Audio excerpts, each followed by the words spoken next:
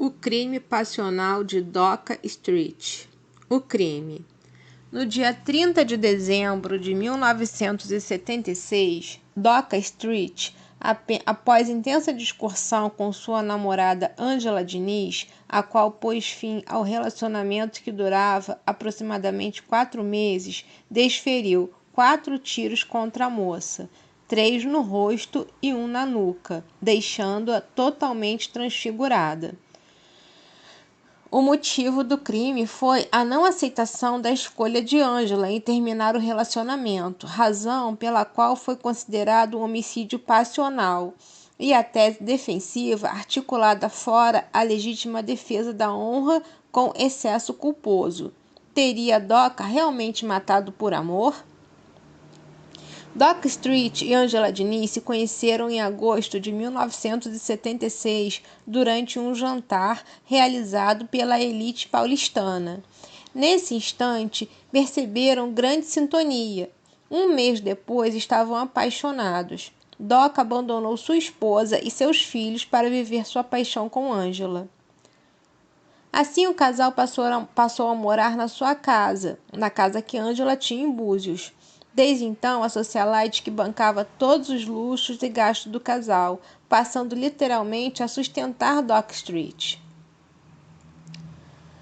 Em razão de ser extremamente ciumento, Doca fazia com que Angela deixasse de frequentar os lugares que ela sempre frequentou, bem como a distanciou de seus amigos. Doca controlava todos os atos da moça, o que posteriormente passou a lhe incomodar, haja vista que sempre foi uma mulher muito independente e que não tolerava nenhum tipo de submissão. Por conta dessa possessividade de Doca, o romance em que viviam esfriou e no lugar da paixão vieram as brigas. A briga fatídica aconteceu na véspera do Ano Novo de 76 para 77, onde o casal decidiu passar o dia na praia. Entre muitos coquetéis de vodka, Angela ficava cada vez mais desinibida, o que estava irritando seu controlador Doca Street. A gota d'água foi quando uma alemã, Gabriele Dyer, chegou até Angela oferecendo artesanatos que confeccionava e vendia na praia, momento em que a moça se encantou pela estrangeira e tentou seduzi-la. Doca não tolerou o comportamento da namorada, sentiu-se humilhado e então, ao retornarem para a casa que viviam, como Angela havia ingerido muita bebida alcoólica naquele dia, ao chegarem em casa, Doca foi lhe ajudar a tomar banho. Contudo, de uma forma retomaram, de forma muito intensa a briga que tiveram por conta da alemã e por conta das atrocidades que ela ouvia do seu namorado.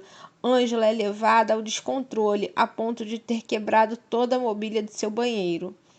Logo após a confusão, mais calma, porém ainda sob efeito de bebida alcoólica e supostamente também de drogas, Angela anunciou a Doca o fim do relacionamento.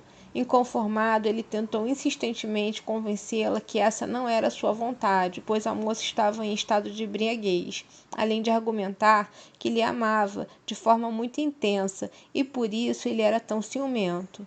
Entretanto, Angela estava decidida, não queria mais aquele relacionamento abusivo em sua vida. Assim, o rapaz pegou seus pertences e foi embora.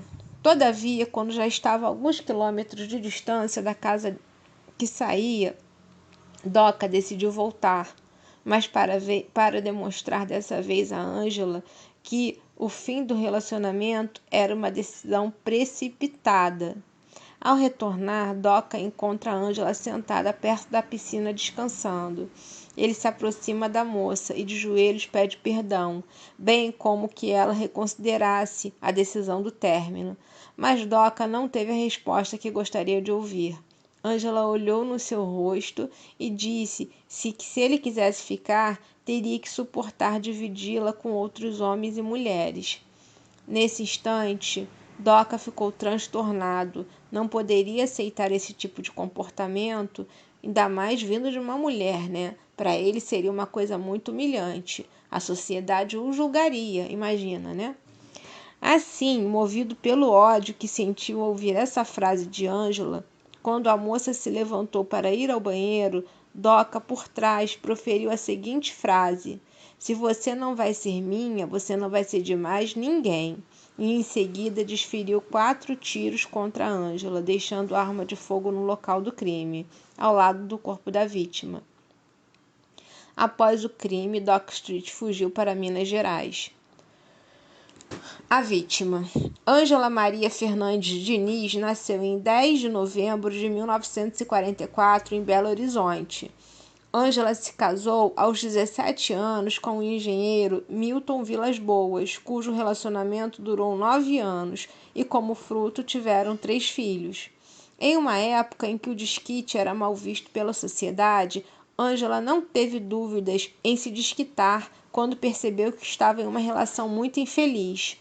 Era de fato uma mulher além de sua época. Ela era independente, bonita, não aceitava submissões e não se importava com a opinião alheia. Teve uma vida agitada. Por 3 vezes apareceu em notícias que envolviam condutas ilícitas, inclusive envolvimento com drogas. A primeira foi quando confessou o assassinato de seu empregado, alegando legítima defesa, haja vista que, supostamente, o mesmo teria tentado estuprá-la. Contudo, logo a versão foi desmentida por seu namorado da época, Tuca Mendes, o qual assumiu a autoria do crime. Ele foi processado, julgado e absolvido. Ângela havia mentido para proteger a reputação de Tuca, pois ele era casado. A segunda foi quando sequestrou sua filha da casa da avó, levando-a de Minas Gerais para o Rio de Janeiro. Na verdade, Ângela queria apenas convívio com a filha, haja vista que, como consequência do desquite, perdeu a guarda da menina. Ocorre que, por agir de forma ilegal, ela foi processada e condenada a 6 anos de prisão, mas recorreu e não chegou a cumprir a pena. A terceira ocorreu quando foi surpreendida com maconha pela polícia. Ela alegou que havia se tornado viciada em drogas desde o episódio que presenciou a morte de seu empregado. Em razão desses escândalos e do próprio jeito ousado da vítima, bem como do pensamento machista que prevalecia nos anos 70, a defesa de Dock Street se aproveitou de tudo isso para arquitetar uma defesa inabalável, capaz de transformar o assassino em um herói. O julgamento. Posteriormente à execução do crime, Doca fugiu para recorrer à sua mãe, ficando escondido em um sítio localizado no município de Passo Lago, Minas Gerais. Enquanto isso, seus pais foram atrás de um advogado que pudesse lhe defender. A defesa arquitetada foi de Doca para não se entregar à polícia, mas sim à imprensa, provavelmente avisada de sua aparição. O rapaz fora encontrado embriagado e com 3 garotas de programa, dando sua versão de crime passional. Essa foi a tese de defesa.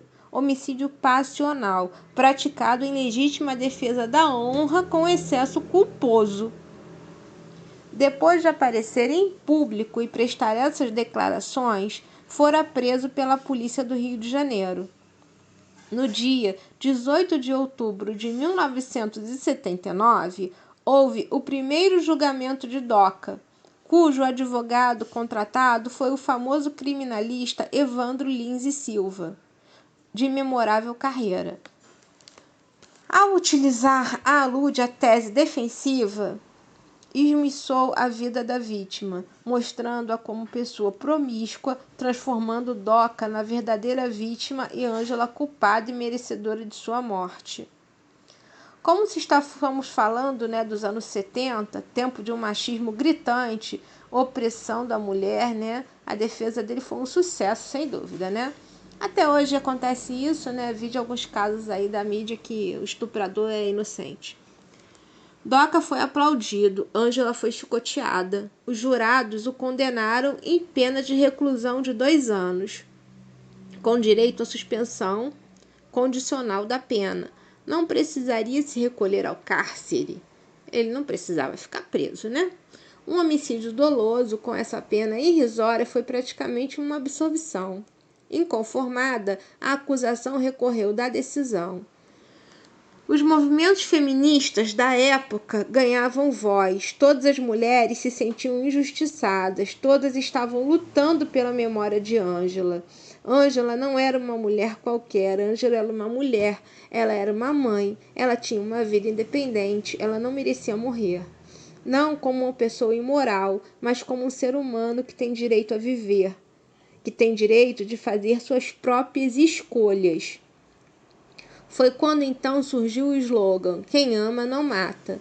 Até o poeta Carlos Drummond de Andrade se manifestou em condolência à vítima, escrevendo a famosa reflexão: aquela moça continua sendo assassinada todos os dias e de diferentes maneiras. Em razão disso, foram designados novo julgamento, no qual ocorreu em novembro de 1981. Figurando como advogado de defesa do réu, Dr. Humberto Teles. Dessa vez, o júri não entendeu que Doca agiu de legítima defesa da honra, mas sim que houve um homicídio doloso, qualificado, razão pela qual ele foi condenado a 15 anos de reclusão. Desde então, a tese de legítima defesa da honra não é aceita, por ser o intuito da legítima defesa incompatível com o bem jurídico da honra. Tese de legítima defesa da honra não foi o único desrespeito contra as mulheres que fora aceito em nosso ordenamento jurídico. Antes dela, a própria lei previa conduta em que o marido poderia fazer para corrigir, entre aspas, atos de sua esposa que, ao ver deles, não eram corretos. Ou seja, historicamente, tem-se a mulher como objeto de propriedade do marido, sendo submetida ao juízo de valor dele, sem direito de questionar ou optar, e muito menos de se impor. A mulher não tinha vontade, A mulher era uma marionete ali, que se não tivesse bom, como o marido queria, ele dava umas porradas nela e pronto, Até matar, no caso, Tanto é que, como se detentor de sua mulher, o homem podia matá-la em caso de adultério nos tempos do Brasil colônia. Posteriormente, já em 1890, também era possível o cometimento de homicídio contra a esposa em caso de adultério. E se alegado um estado de perturbação dos sentidos e da inteligência, o autor do delito não responderia por crime algum. Então, gente, graças ao feminismo, que é tão aí crucificado, nós mulheres hoje temos alguma voz, tá? Mas a gente ainda tem muito o que fazer ainda tem muita luta aí, porque vocês viram o caso da Mariana, que aconteceu, Então, eu não preciso falar muito. O caso de Ângela Diniz, Dock Street,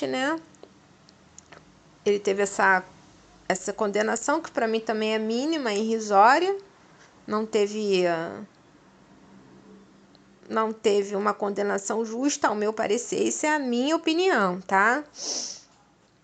Todavia, a igualdade de gênero só veio na Constituição Federal em 1988, que aí não se admitia mais a impunidade, daqueles que decidem cometer atos criminosos como forma de vingança, ódio, tal, egoísmo, E a moça morreu simplesmente porque o marido não aceitou, que ela não queria mais ele, Ângela Diniz. Ângela Diniz foi uma mulher à frente do seu tempo, que pagou pela vida por ter direito de escolher viver como ela quisesse. Então tá, gente, espero que vocês gostem, tá?